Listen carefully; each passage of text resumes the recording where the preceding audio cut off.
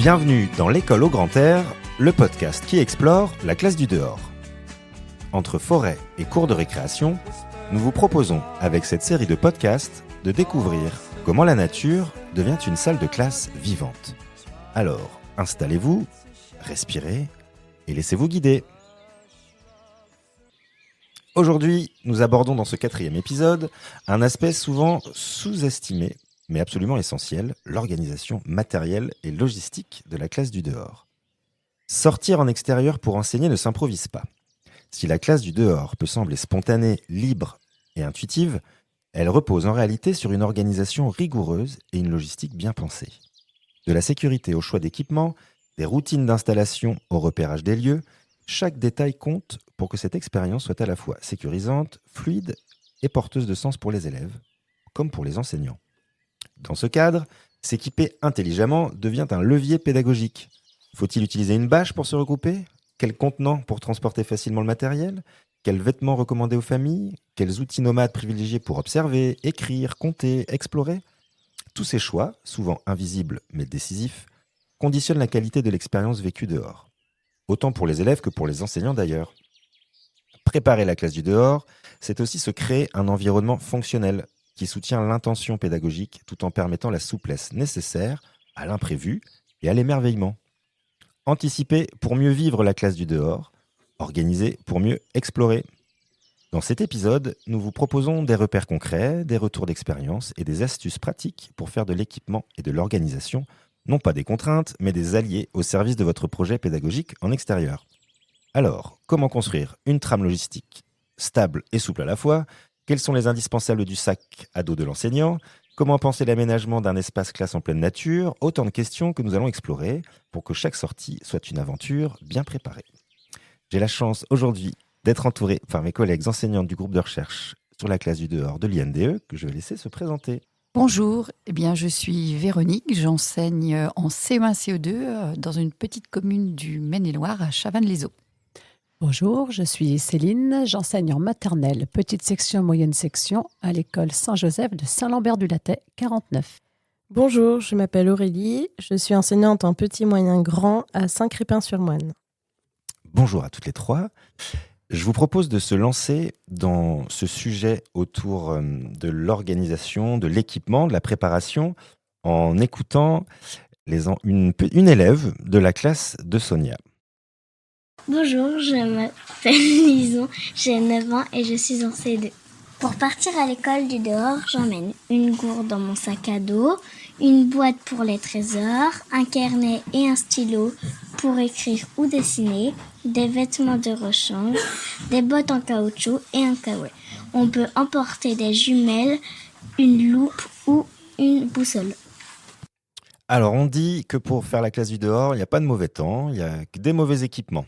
Alors, derrière cette phrase un peu facile, par quoi on commence ? Alors, on peut commencer par les élèves. Est-ce que les élèves ils doivent être équipés spécifiquement pour la classe du dehors ? Oui, exactement. Selon les saisons, quand il fait froid, il faut avoir chaud. Et quand il fait chaud, il faut aussi se protéger. Donc, en ce qui concerne la saison d'hiver, les impondérables, c'est des bonnes chaussettes pour avoir chaud aux pieds, des bonnes chaussures, soit des bottes, soit des chaussures de rando, voire même oser les après-ski. Et puis, il faut se couvrir de plusieurs épaisseurs. On appelle ça la pelure d'oignon. Alors, enlever petit à petit tous les vêtements. Et puis, à l'inverse, en été, pensez surtout avec la chaleur à s'hydrater, des crèmes solaires, le chapeau et évidemment, on ne le pense peut-être pas toujours, ça a été évoqué dans notre podcast, mais il faut penser aussi au tic, donc avoir l'été une tenue qui recouvre les membres du corps. Et même s'il fait chaud, on garde des vêtements longs. Oui, exactement. Exactement. Et justement, moi, j'ai eu le cas de parents qui m'ont demandé si jeudi prochain, on faisait l'école du dehors au vu des chaleurs. Et je pense qu'ils pensaient justement à la tenue de leur enfant. Donc, j'ai dit oui, on va y aller. On ira dans les sous-bois à l'ombre. Et Venez avec justement couvrir les enfants avec des baskets, pantalons et puis haut à manches longues. Et on mettra une petite tenue plus légère et on se changera après. Donc tout est possible et envisageable. Et je reviens sur ce que tu disais, Véronique. Dans le podcast précédent, on parlait de la liste de fournitures. Et c'est pour que le matériel ne devienne pas une contrainte. L'idée, c'est d'avoir ce matériel-là à l'année à l'école. Donc nous, on demande spécifiquement une paire de bottes et une combinaison qui reste à l'école et qu'on envoie dans les familles à chaque vacances pour un petit nettoyage. Mais comme ça, on n'a pas à se demander qui a son matériel ou pas. Oui, par crainte d'avoir un élève qui arrive qui n'est pas équipé, par exemple. Complètement. Donc vous avez pris le parti d'avoir des choses qui restent à l'école. Tout à fait. D'accord, c'est intéressant parce que ce n'est pas le cas de toutes les écoles qui fonctionnent ainsi. Moi, je suis plutôt adepte des après-ski en hiver. Parce que parfois, les bottes, je trouve que si on n'a pas des très très bonnes chaussettes, voire des doubles chaussettes, eh ben, on a vite froid aux pieds. Et ça, c'est le pire pour moi dans la classe du dehors, c'est d'avoir froid aux pieds. L'humidité, oui. On parlait aussi des fois de couches de papier, papier journaux, comme faisaient nos anciens. Donc, D'accord, donc isoler les bottes. Tout à fait. Parce que les bottes, finalement, ne sont pas toujours adaptées pour le froid. En fait, non. C'est vrai que ça crée de l'humidité et du froid. Donc, paire de chaussures de rando avec des bonnes chaussettes, c'est peut-être mieux pour l'hiver, effectivement. Ce que je demande aussi, puisque moi, ils sont un petit peu plus grands, donc plus autonomes, mais pour le retour, en ce qui concerne la saison d'hiver, d'avoir des chaussettes ou un pantalon, parce qu'ils n'ont pas forcément des tenues imperméables, un pantalon de rechange pour se changer au retour. D'accord, donc des affaires de rechange. Oui. Chaussettes de rechange. Chaussettes et souvent pantalon. Ok. Et pour revenir sur la tenue, en début d'année, donc je demandais pour justement la saison de l'automne et de l'hiver des vêtements chauds. Et il y a une famille qui est venue avec une combinaison et en fait, ça fait boule de neige. Je trouvais l'enfant trop mignon dans sa petite combi, donc je l'ai pris en photo, mis dans le cahier de vie.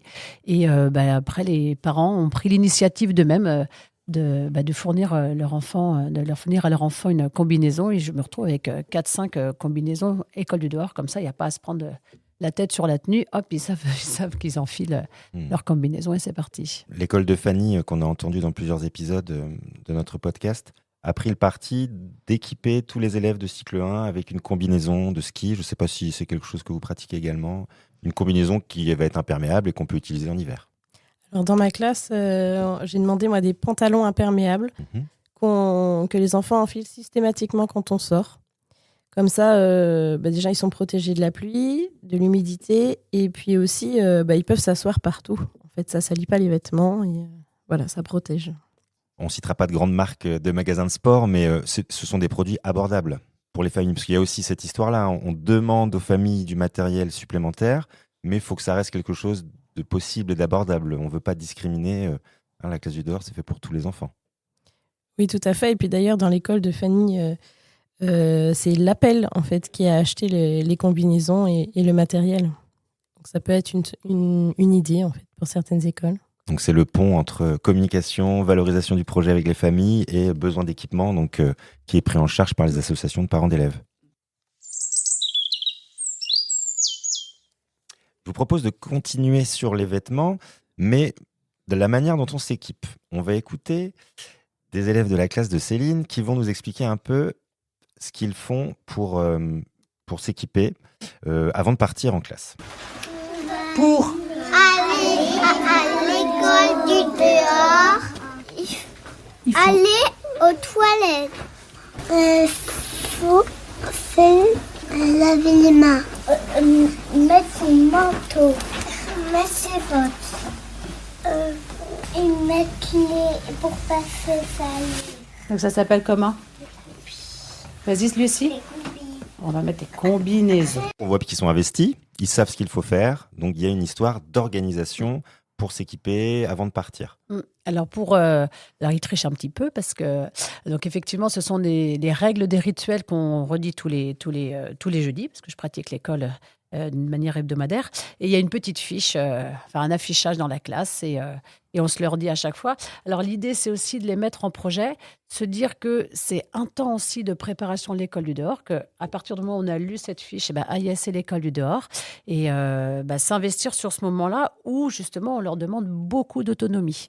Alors moi, pour ma part, j'ai des petites sections et des moyennes sections. Donc au début, le fait de sortir, enfin d'aller aux toilettes, de se laver les mains, de prendre son manteau, de s'installer à prendre ses bottes, ça prenait, on avait facilement 30-40 minutes D'équipement.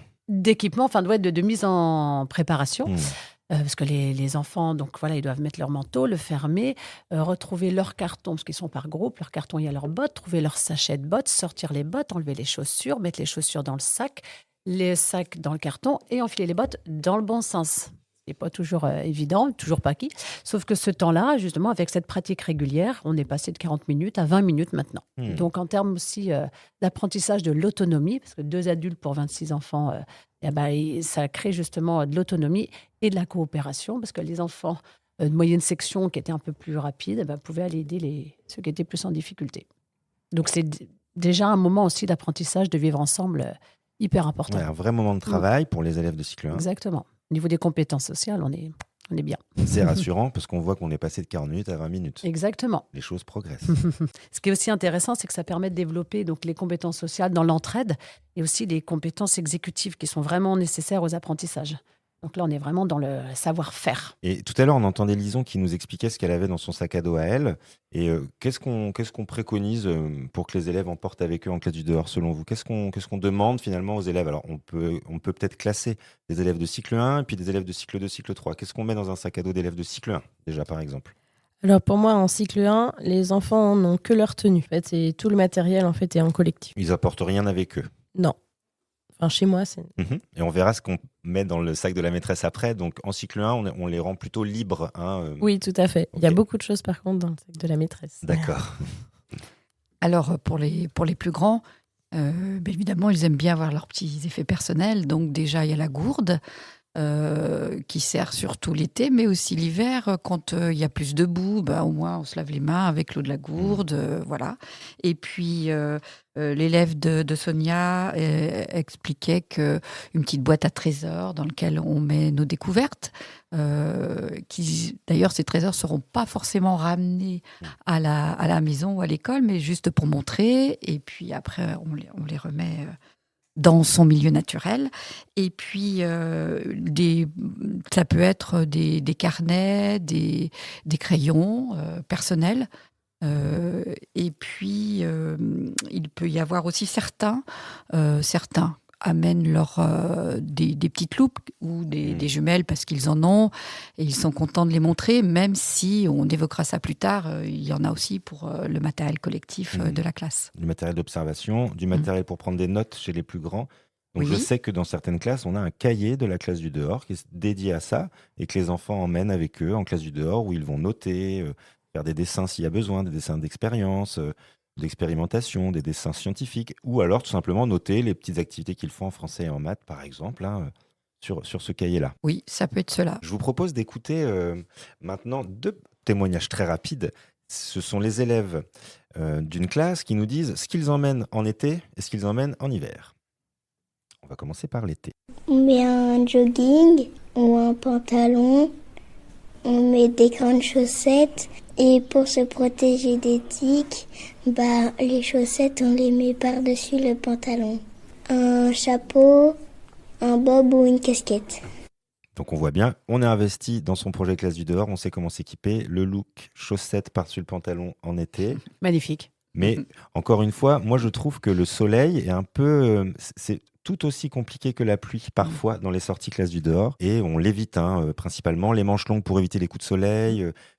C'est important, je pense, d'avoir un équipement spécifique pour l'été aussi, que les enfants s'en rendent compte. Oui, qu'ils apprennent justement, lorsqu'on est dans la nature, il y a des risques.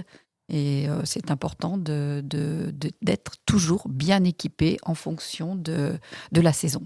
Et arrivé au printemps, en été, il y a l'histoire des pollens aussi, qui peuvent gêner de nombreux enfants. Donc ça, c'est quelque chose à bien anticiper dans sa relation et sa communication avec les parents aussi.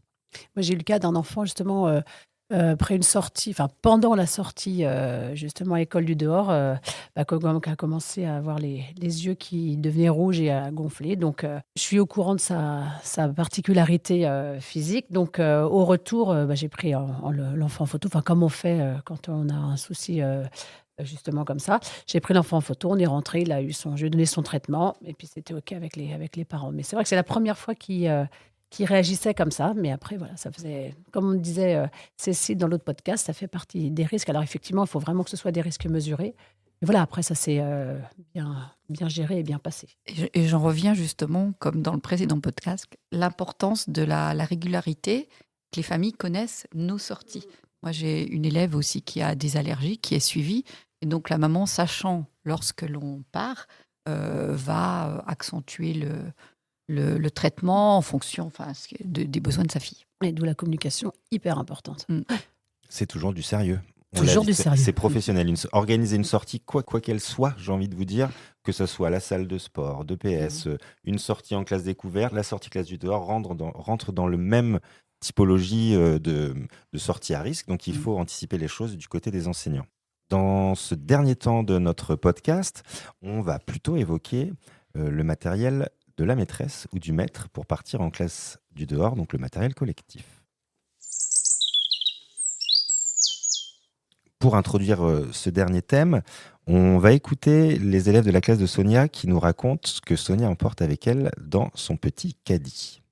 Je suis Camille, j'ai 9 ans et je suis en CE2. Dans le chariot de Sonia, elle emmène des bâches pour s'asseoir, la trousse de secours, un sifflet, les toilettes du dehors, son téléphone et un gilet jaune pour les voitures. Alors, on est sur un matériel assez simple pour l'instant, mais on va voir que c'est quelque chose d'une classe à l'autre, d'un cycle à l'autre, qui s'étoffe et chacun emmène des choses en fonction. Donc en tout cas, je parlais de petits caddies, de petits chariots pour Sonia. Comment vous organisez, vous, pour les sorties ? Est-ce que vous avez un contenant particulier ? Comment vous faites ? Dans ma classe, on emmène donc un chariot de camping dans lequel il y a de quoi boire, des bouteilles d'eau et les timbales des enfants. Il y a une bâche qui permet de matérialiser l'espace classe, mais aussi à nous protéger au temps de pluie. Voilà, on prend de quoi accrocher et on les attache aux arbres pour pouvoir se protéger. Qu'est-ce qu'il y a d'autre ? Il y a de quoi explorer en fait dehors. Donc c'est-à-dire, c'est des petits objets que vous amenez Des petits objets, des loupes, des cuillères un peu pour gratter le sol, des fourchettes. Activité favorite des enfants ? Ils aiment beaucoup. Ça dépend aussi des séances qu'on va faire en fait. Donc c'est un matériel qui s'adapte en fait à chaque sortie. Il y a des impondérables, qui est l'endroit pour matérialiser la classe, finalement, un espace classe où on va travailler autour. On est bien sur une forme de travail, de toute façon. De l'eau, de quoi boire pour les enfants. Donc, soit on amène un bidon en plus, peut-être en été, si on a des grandes chaleurs. Et du matériel observation, des petites choses que les enfants vont pouvoir utiliser sur le jeu libre. Et après, par contre, on a des choses qui vont dépendre des activités qu'on propose, c'est ça ? C'est ça. Et puis en hiver, j'ai une petite chose aussi, j'emmène une bouillotte. Que les enfants souvent ont froid aux mains, surtout quand ils ont les gants mouillés, et ils se réchauffent les mains au contact de la bouillotte. Pour ma part, j'ai un chariot. Alors j'ai détourné un chariot de jeu de cours, et dans lequel je mets donc 26 plaques en bois. Les années précédentes, je prenais des bâches en plastique, et c'est vrai que le côté plastique avec la nature, ça me dérangeait un petit peu. Et on a la chance d'avoir un papa menuisier qui nous a fait des petites plaques en hêtre individuelles. Donc on emmène ce chariot qui est bien lourd, donc c'est moi qui le tire. Sur lesquels les enfants s'assoient ? Exactement. Quand on arrive, chacun prend sa petite plaque, on fait une ronde, on s'assoit sur sa plaque. Alors il y en a aussi de prévu pour les adultes. Donc il y a ça, on a le sac à dos avec justement tout le nécessaire pharmacie, fiches de renseignements pour les parents, donc pour le classique de toutes les sorties scolaires. Et j'ai un sac à dos avec mon matériel pédagogique pour les séances, parce que des fois il est assez conséquent selon la thématique abordée, et un panier avec un signal sonore. Puis, comme disait Aurélie, plein de petits objets d'observation, de grattage et des choses comme ça. Et donc, le signal sonore, c'est quand ils ont leur temps d'activité libre. J'ai récupéré une cloche, une ancienne cloche d'école. Et c'est le signal. Quand je sonne la cloche, tous les petits moutons reviennent à leur petite plaque. Et ça marche très, très bien. L'outil sonore, il est important. Je pense que c'est un impondérable des sorties. Il faut avoir un code avec les élèves pour savoir soit on revient, soit j'ai besoin de votre attention, c'est moi qui parle. En tout cas, c'est un un vrai outil professionnel. Oui, puis ça fait partie aussi de toute façon donc ça on en parlera aussi dans un autre podcast, des rituels justement avant de commencer la séance. On se redonne toutes les règles et dans les règles, c'est quand j'entends au signal sonore, je reviens à mon emplacement. Ok. Un appareil photo. On a tous des smartphones aujourd'hui, mais est-ce qu'on utilise, on a besoin de prendre des photos parfois? Ah bah, c'est ce que j'ai dit, tablette, moi j'ai une tablette et mon téléphone. Donc les tablettes, ça me permet aussi d'enregistrer soit les bruits de la nature pour pouvoir les réexploiter plus tard, enregistrer les enfants, parce que à chaque séance, j'enregistre pour faire le bilan de ce qu'ils ont vécu, ce qu'ils ont appris, et après je leur transcris pour leur cahier. Et puis oui, ça permet aussi de faire... Ah si, il y a quelque chose de très important dans mon téléphone, j'ai une appli qui s'appelle Planète, justement pour toute la reconnaissance des végétaux. Et là, comme les enfants commencent à me dire « Ah, c'est quoi, est-ce que tu peux utiliser ton appli ?» Parce que je ne suis pas scientifique et je ne connais pas toute la nature qui nous entoure. Donc une appli très pratique, effectivement, pour reconnaître les différentes plantes et associer un nom. Et peut-être qu'à force de la voir, la kélidoine, on sait que... Ça s'appelle de la kélidoine. Voilà. Oui, l'appareil photo, c'est super important au moment des activités pédagogiques. Moi, je m'en sers beaucoup parce qu'après, ces photos, si c'est sur une séance de géométrie ou de mathématiques, où on a constitué des collections ou fait des constructions en géométrie, par exemple, eh bien, ces photos, on va les réutiliser dans la classe avec le vidéoprojecteur. Donc, c'est super important. Donc, c'est le lien classe du dehors, classe du dedans. Exactement. Et ça, on l'évoquera bientôt. Donc, on parle de se préparer. Alors oui, je voulais juste rajouter, donc il y a la bâche collective, moi aussi, que j'emmène. Alors moi, je n'ai pas de petite plaque de hêtre, mais c'est beaucoup plus basique. Je crois beaucoup font ça. C'est donc chaque élève a aussi son sac poubelle qu'on réutilise à l'année. Et dedans, on peut y rajouter ces fameuses morceaux de magazine ou de journal pour s'isoler. Oui, de carton aussi. Parce qu'il y a des moments, par exemple, les temps de connexion à la nature, les enfants n'ont pas à être regroupés collectivement. Ils aiment avoir leur espace retrouvé. Donc là, c'est vraiment important qu'ils soient bien assis aussi, sans avoir froid. Donc on a un espace collectif pour s'installer, pour poser le matériel, pour montrer des choses, mais c'est important d'avoir un petit espace individuel sur lequel on peut travailler en groupe ou alors s'isoler quand le moment de s'isoler est demandé. Et alors je vais juste rajouter quelque chose dans mon matériel, qui est moi aussi un sac, un caddie de course. Et dedans, il y a des loupes, on l'a évoqué, mais aussi des aspirateurs à insectes. Ça permet d'abord, c'est technique, les élèves adorent utiliser ça.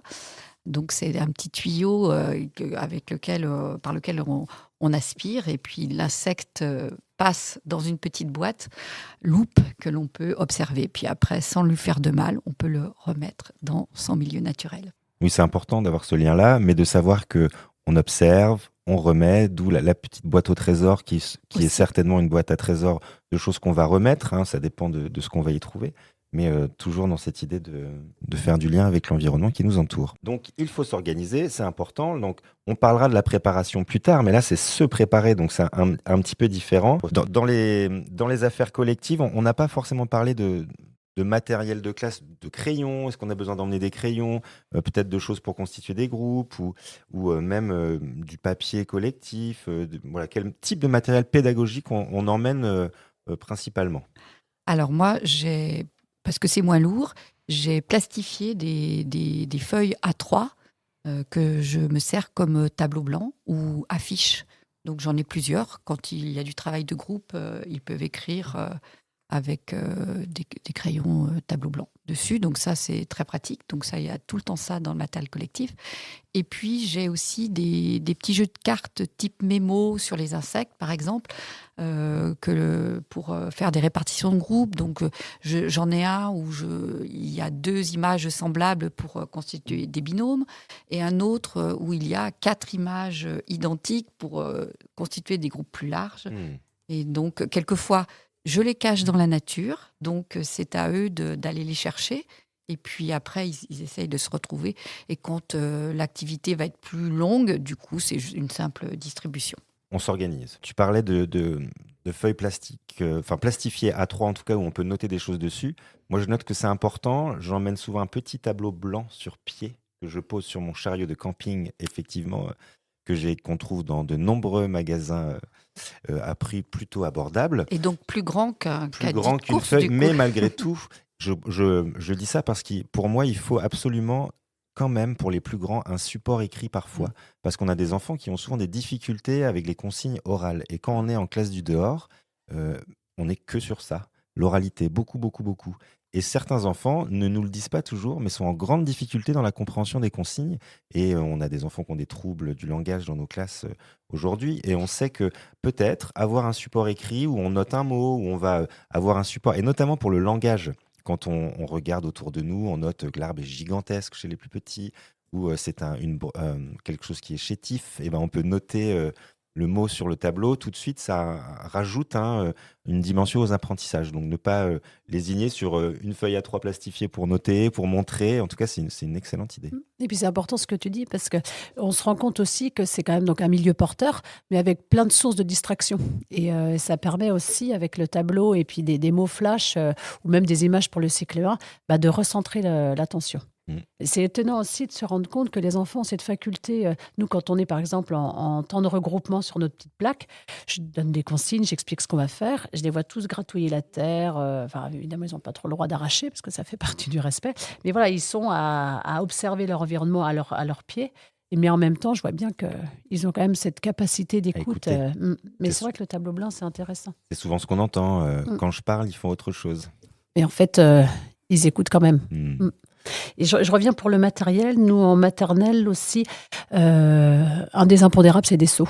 Pour tout ce qui est trésor, parce qu'on fait beaucoup quand même il y a beaucoup de séances où il y a besoin de faire des collectes. Et les seaux, ou des bassines, ou des plateaux, c'est Oui, moi j'utilise important. des caissettes qui sont souvent utilisées dans la restauration. Dans les cantines scolaires. Voilà, tout à fait, j'en récupère. Donc il y en a même à peu près une par enfant. Et on l'utilise pour plein de choses. Et un impondérable aussi, un sac poubelle pour ramasser des déchets. Parce que quand on arrive, parfois le lieu est un peu... Enfin, il y a des déchets. Les enfants, à chaque fois, ils sont mobilisés, ils sont sensibilisés. Donc, il y a un déchet, ils savent qu'il y a une poubelle pour. Donc ça, on a aussi ce rôle-là de gardien de la nature. Affaire collective, affaire individuelle pour les élèves. Donc, il y a des impondérables, on les a cités tout à l'heure. Il y a quelque chose qu'on n'a pas évoqué encore ensemble, ce sont les toilettes du dehors. On a entendu l'élève de la classe de Sonia de dire les toilettes du dehors. Alors, il faut penser à ça pour les élèves. Je sais que la classe de Sonia emmène un seau avec un sac poubelle à l'intérieur qui contient des copeaux de bois pour que les élèves puissent aller aux toilettes sur un endroit qui est bien repéré comme tel lors des sorties. Parce que c'est un peu long parfois, les sorties classe du dehors, et les enfants ont certainement besoin d'aller aux toilettes. Et c'est pour ça que nous, dans nos règles, on a entendu tout à l'heure les élèves dire, la première règle, c'est on passe aux toilettes et on se force un petit peu à faire pipi parce qu'on part sur la matinée. Pour ma part, j'ai un sac poubelle et avec un rouleau de papier toilette. Donc, pour l'urine, ils font ça dans un petit coin. Et pour les selles, ça m'est arrivé une fois avec un enfant. Donc, il a fait ce qu'il avait à faire. On essuie c'est organique. C'est comme la classe. Oui, c'est ça. On essuie les fesses, on met dans le papier dans le sac poubelle et c'est jeté à l'école après. Très bien, on pense. Parfois, ça peut... c'est des choses qui peuvent repousser un peu les enseignants, se dire on part trop longtemps, il n'y a pas de toilette sur place, etc. Donc, il faut certainement penser cette organisation-là si on souhaite aller au bout du projet, en tout cas. En tout cas, les élèves, moi, je leur expliquais qu'il y avait cette possibilité d'avoir un sac et d'emmener le matériel. Mais effectivement, comme dit Céline, ils y vont vraiment. C'est très important d'y aller avant. Certains attendent vraiment le retour pour y aller.